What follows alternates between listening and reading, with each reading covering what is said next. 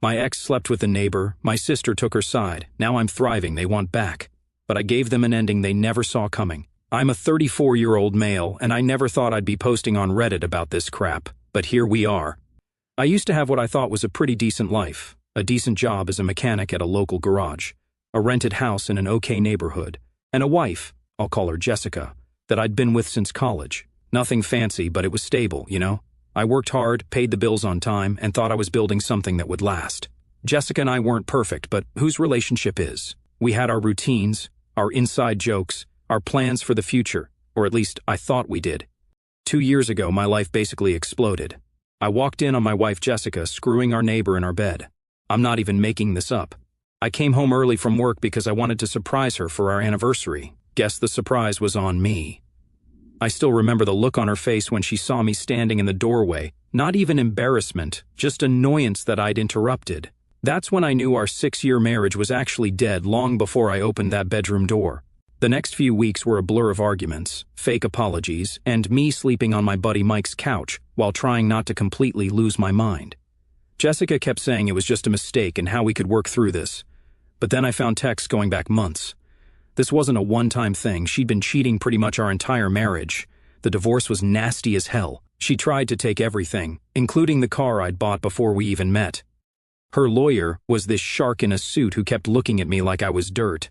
Meanwhile, I could barely afford my lawyer, who honestly seemed more interested in his lunch break than my case. But the worst betrayal wasn't even from Jessica. It was from my sister, Amber, a 29-year-old female. We'd always been close, or so I thought. She's a single mom with 2 kids. I'd always helped her out when times were tough, bought school supplies for my niece and nephew, fixed her car countless times, even paid her rent twice when she was between jobs. And how did she repay me? By completely siding with Jessica. Not because she thought I deserved to be cheated on, but because Jessica was buying her stuff, new clothes, taking her out to fancy restaurants, even babysitting so Amber could go on dates. And the cherry on top? Jessica promised to hook her up with this supposed rich friend of the guy she was cheating with. Amber was literally trading her loyalty for the chance at a sugar daddy. You probably drove her to cheat anyway, Amber told me over the phone when I called her, hurt that she was still hanging out with Jessica. Men never understand what women need. That was the moment I realized I was truly on my own. I hung up, blocked her number, and made a decision right then I was going to rebuild my life if it killed me.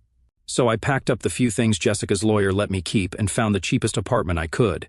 It was basically a shoebox with a bathroom attached, the kind of place where you can cook dinner, watch TV, and use the toilet without getting up from your bed. Yeah, that's small. I remember sitting on that lumpy mattress the first night, wondering how the hell my life had collapsed so fast. Like 6 months before, I was married, had a decent place to live, thought my sister had my back, and was actually pretty happy. Now I was in a crappy apartment that smelled like the previous tenant's cats. My wife was screwing half the neighborhood, and my sister was Team Jessica all the way. The worst part was seeing their Instagram posts. Jessica and Amber were suddenly BFFs, posting selfies at restaurants I could never afford to take Jessica to, with these long captions about living your best life and toxic people, meaning me, obviously. One time, they even posted from a weekend trip to the beach that Jessica and I had always talked about taking but never had the money for. Guess she found the money once I wasn't in the picture. My parents weren't much help either. They kept telling me to try to work things out with Jessica because marriage is about compromise. When I told them about catching her literally in bed with another dude, my mom said, "Well, relationships are complicated, honey." Yeah, no kidding, Mom. I think that's what hurt the most. Everyone acting like I was overreacting by being upset that my wife was cheating. Like I was the unreasonable one for not wanting to stay with someone who had been lying to my face for years. The breaking point came when I ran into Amber at the grocery store, about a month after moving into my shoebox apartment. I was buying ramen and cheap coffee, basically my entire diet at that point. And she was loading up on expensive snacks, the kind of stuff she could never afford before. I tried to avoid her, but she spotted me and came over with this fake concerned look. "Oh my God, you look terrible," she said, eyeing my cart. "Are you eating enough?" Before I could answer, she launched into this story about how Jessica was doing so much better now, and how her new boyfriend, the neighbor she'd been cheating with, was so generous and took them all out to this fancy restaurant last weekend. "You know," she said, leaning in like she was sharing some big secret, "Jessica told me everything about why your marriage failed.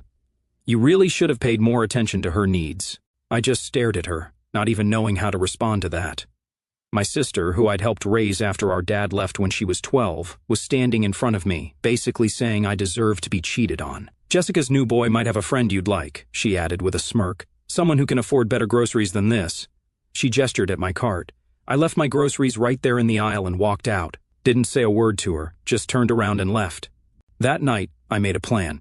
I was done feeling sorry for myself, done letting Jessica and Amber make me feel like I was the problem. I was going to rebuild my life from scratch, and I was going to do it so well that they'd choke on their words. My goal was to work my ass off until I could afford a place of my own, a real place, not a depressing shoebox, something that was mine that no one could take away from me. Revenge would taste sweet in the end. So, my routine went insane, and probably not healthy, but I didn't care. I'd wake up at 5 in the morning, hit the crappy gym in my apartment building, basically just a treadmill and some dumbbells in a closet, then get to the garage by 6:30.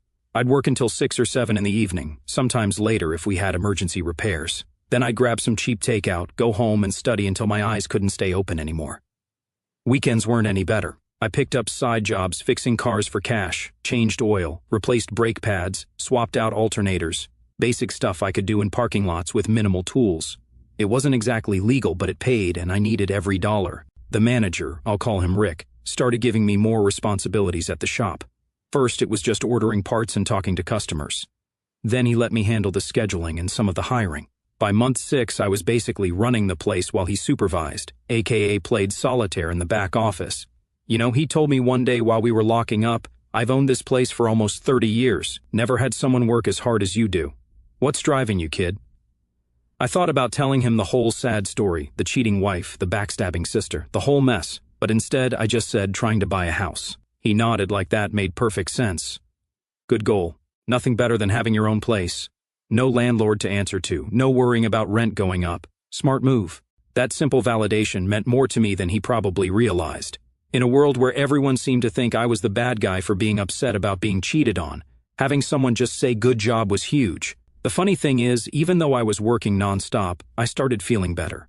Like, the constant activity kept me from sitting around feeling sorry for myself, and seeing actual progress in my bank account every month gave me something to focus on besides how much my life sucked. Don't get me wrong, I still had bad days. Days when I'd see a post from Jessica or Amber and have to resist the urge to throw my phone against the wall. Days when a customer would come in who reminded me of Jessica, and I'd get flashbacks of her cheating. But those days got fewer and farther between as time passed. The online classes were kicking my ass, though. I hadn't been a great student in high school, and trying to learn accounting principles after a 12-hour shift fixing cars was brutal. I failed the first practice exam so badly that my online tutor actually called me to ask if I was okay. But I kept at it, studying during lunch breaks, watching tutorial videos while waiting for parts deliveries, drilling myself with flashcards before bed.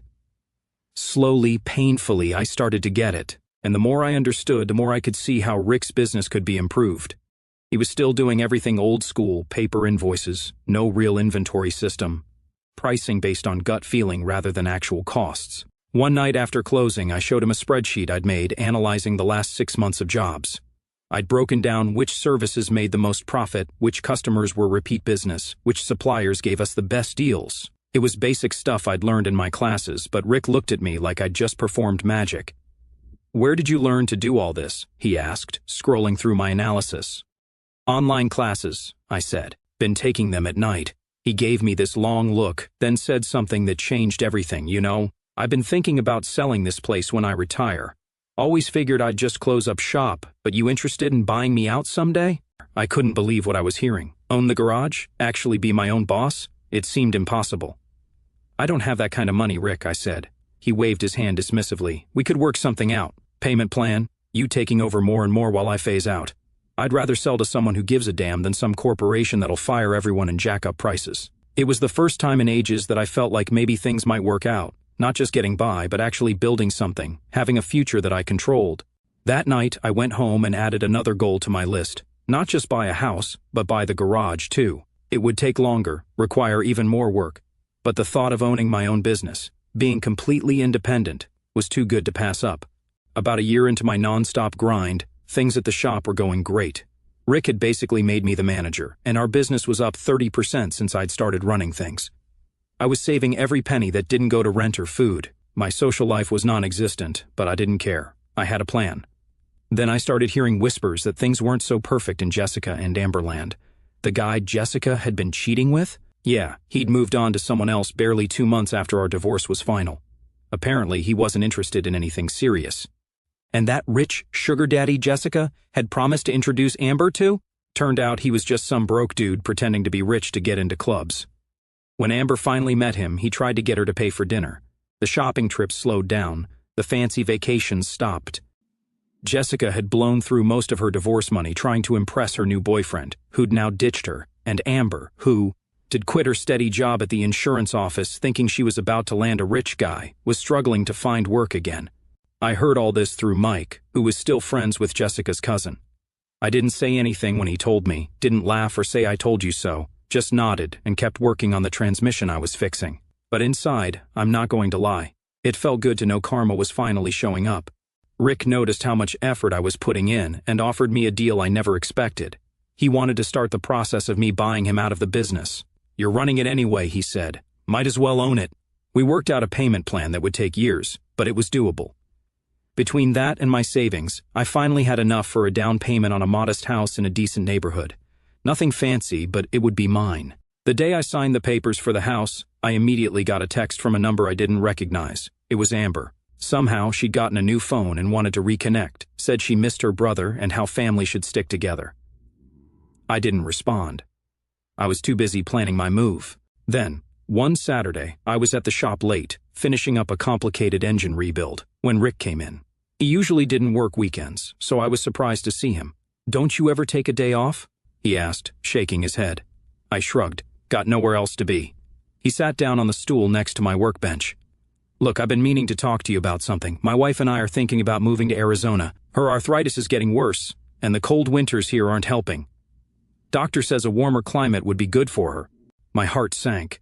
Was he selling the garage to someone else after all my hard work? "So, what happens to the shop?" I asked, trying to keep my voice casual. He looked at me like I was an idiot. "That's what I want to talk about. I'm ready to accelerate our plan. Instead of the 5-year buyout we discussed, I want to do it in 2. You take over as owner at the end of the year. We work out a payment schedule you can handle, and I head west for some sunshine." I couldn't believe what I was hearing. It was happening way faster than I'd expected. "I don't know if I have enough saved for that kind of down payment yet," I admitted.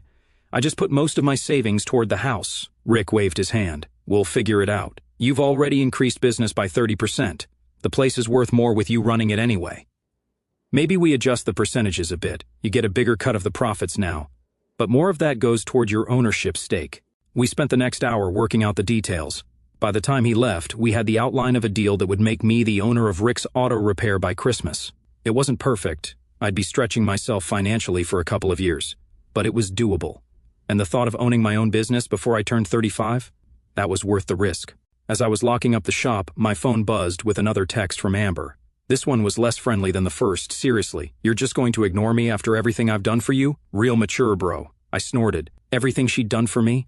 Like trash-talking me to my ex-wife. Like mocking my pain while I was at my lowest point. Like choosing Jessica's empty promises over her own brother. I typed out about 5 different angry responses, deleted them all, and finally settled on, busy with work. Talk later. It was non-committal enough that she couldn't accuse me of ignoring her, but vague enough that later could mean basically never. I had no interest in letting Amber back into my life just because her meal ticket had disappeared.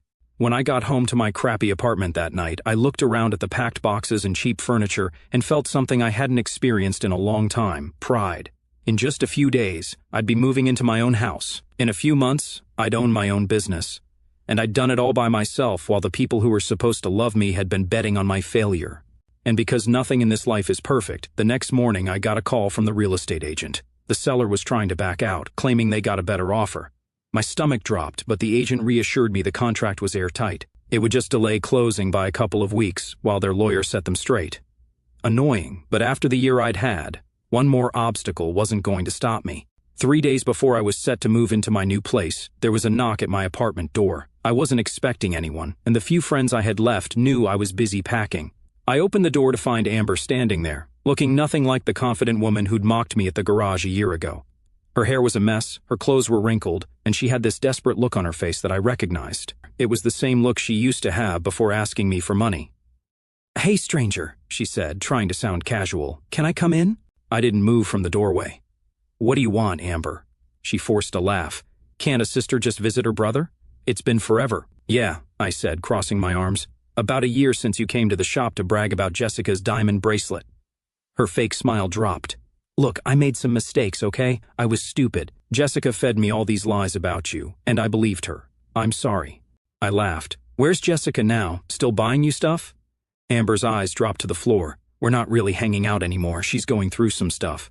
That meant Jessica wasn't useful to her anymore. I sighed. Again, what do you want, Amber? That's when she noticed the boxes behind me. Are you moving? Yep, I said. Bought a house. Closing was last week. Her eyes lit up like I'd just offered her a winning lottery ticket. A house? That's amazing. How many bedrooms? And there it was. I could see the wheels turning in her head. 3, I said, knowing exactly where this was going. That's perfect, she exclaimed way too enthusiastically because, well, I'm kind of in a situation. My landlord's selling the building, and we have to be out by the end of the month. The kids and I have been looking, but you know how crazy rent is these days. I just stared at her, waiting for her to get to the point. So, I was thinking, she continued. Maybe we could help each other out. The kids and I could move in with you. We wouldn't be any trouble. I could help with bills once I find a new job, and the kids would love having their uncle around. The audacity was actually impressive. After everything, the betrayal, the mockery, the complete dismissal of my pain, she really thought she could just show up and get a free place to live.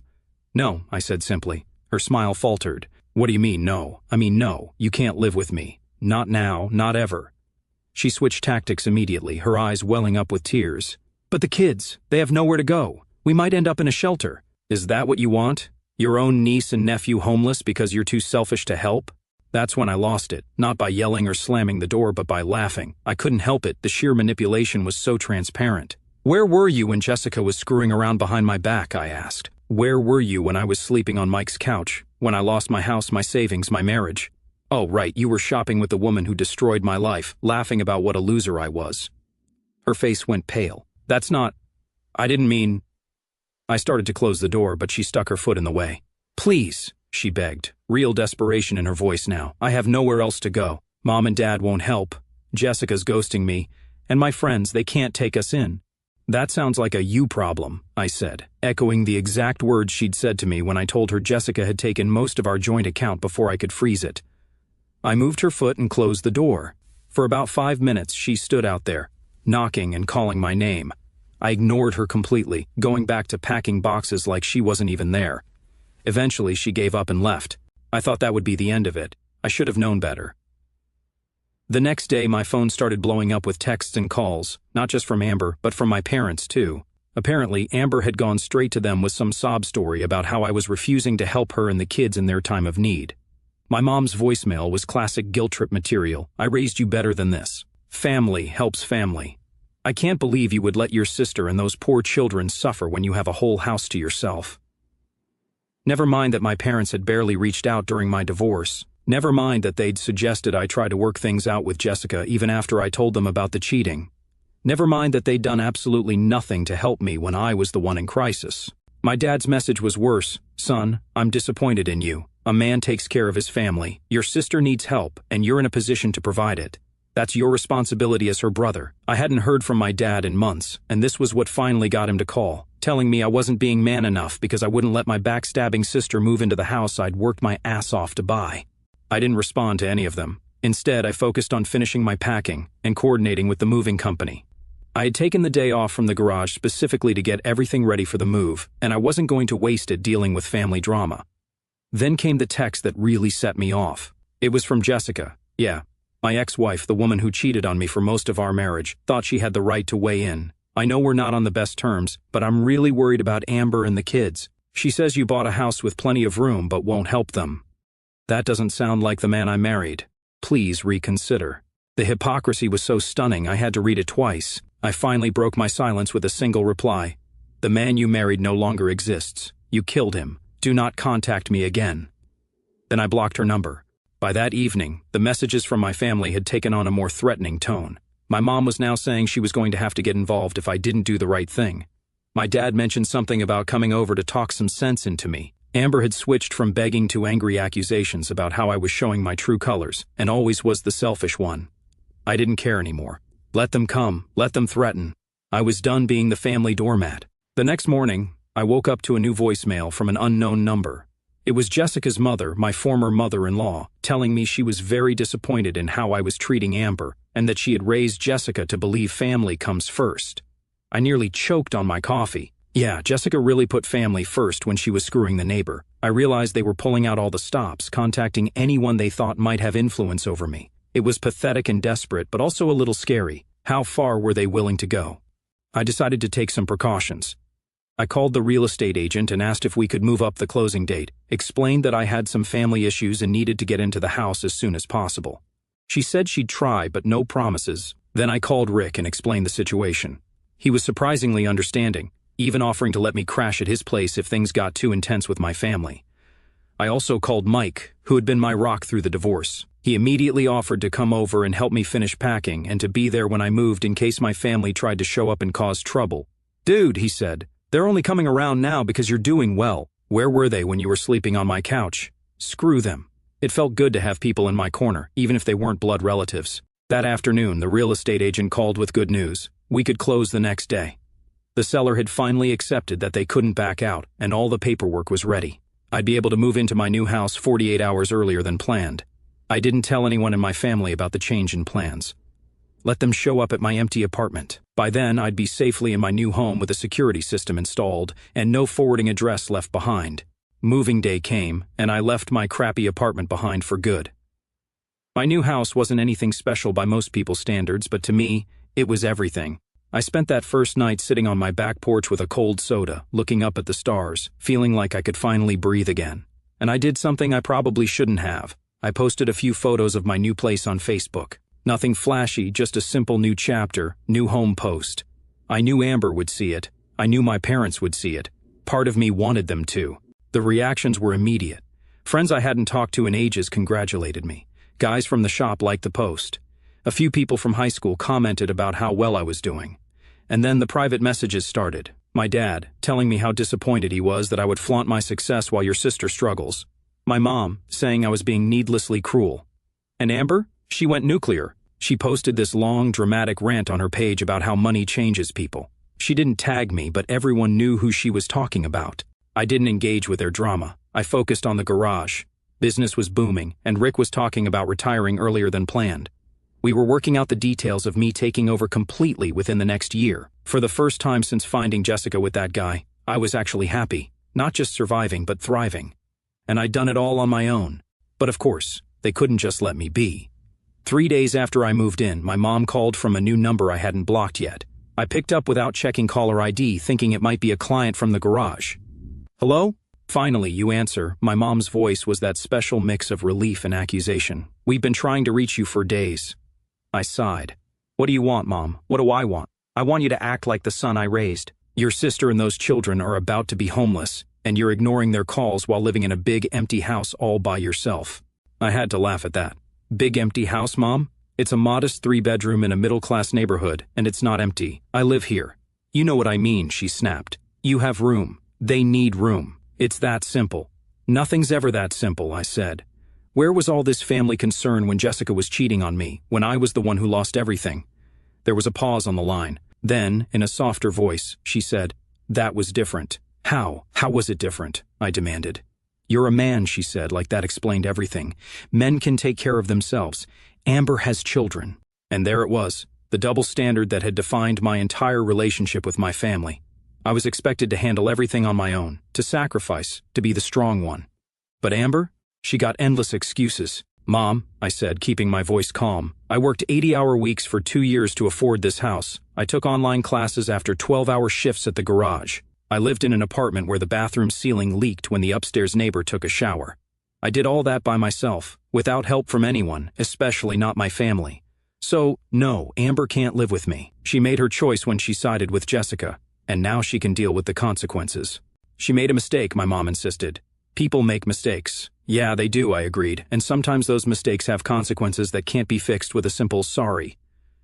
This is one of those times. So, you'll punish the children too?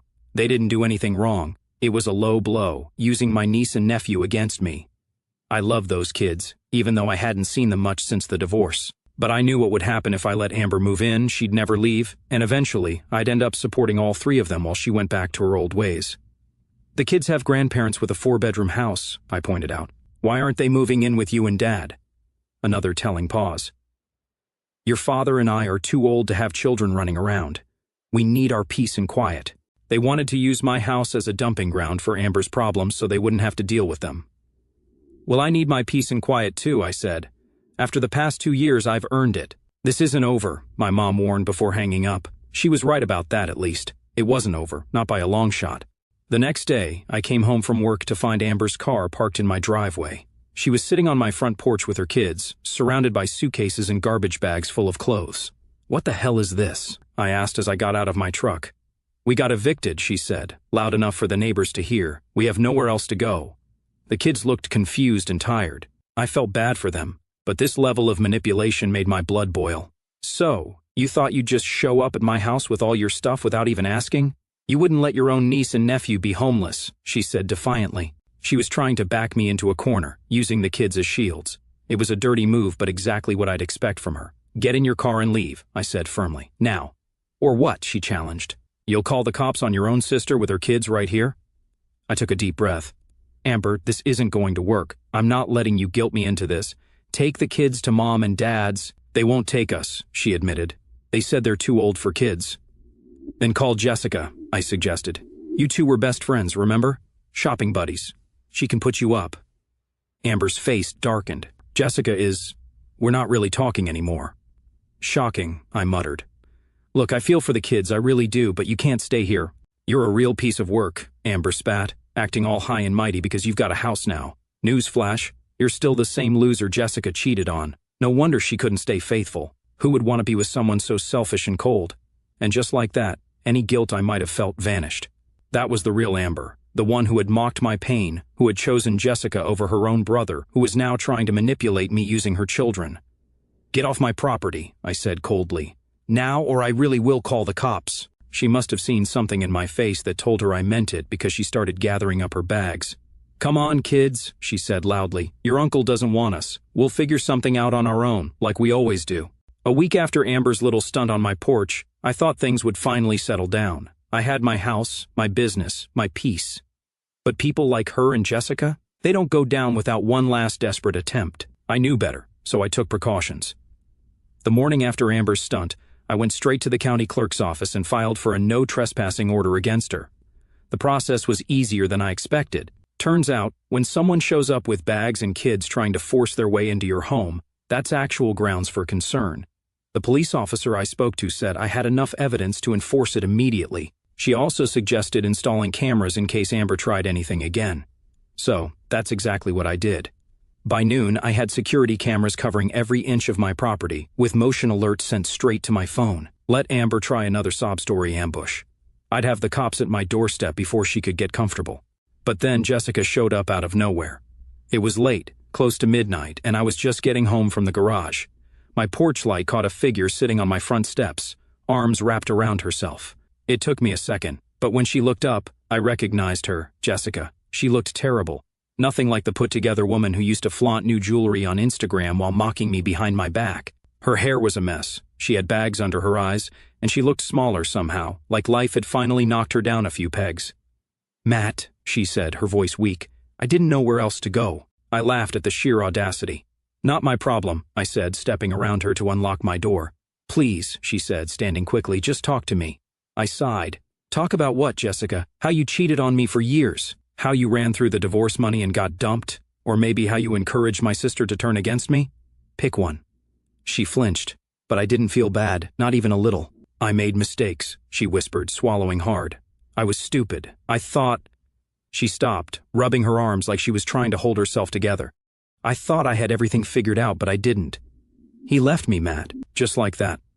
One day I woke up, and he was gone. Took everything. I lost my job, my apartment. I'm back at my mom's place, and she's threatening to kick me out. Sounds like karma, I said, stepping inside. She grabbed my arm before I could close the door. I loved you, she blurted, tears in her eyes. I know I messed up, but we had something real. Don't you ever miss it? I stared at her for a long moment, then smiled. No, I said, and shut the door in her face. I stood there, listening as she cried outside for a minute before finally giving up and leaving. I didn't feel a damn thing. She was just another person from my past. desperate to claw her way back in, but that door was locked, and I was never opening it again. Amber must have found out about Jessica's failed attempt because 2 days later my parents showed up unannounced. I opened the door to see my mom with her arms crossed, my dad already looking pissed. "We need to talk," my mom said, stepping past me into the house like she still had authority over me. I let them in, if only to get it over with. They didn't waste time. "Your sister is in trouble," my dad started. "She needs a place to stay. A good son would help her." "A good son," I repeated, laughing. "Funny, I don't remember hearing from you when I was the one who needed help." My mom's face hardened. "That was different. You're a man. Amber has children. And I told her to take them to you," I shot back. "But I guess your peace and quiet is more important, huh? You want me to be the responsible one, but only when it benefits you." My dad stood up, voice cold. "You're selfish. You let money change you. You're not the son we raised." That hit, but not in the way they intended. I just nodded. "You're right.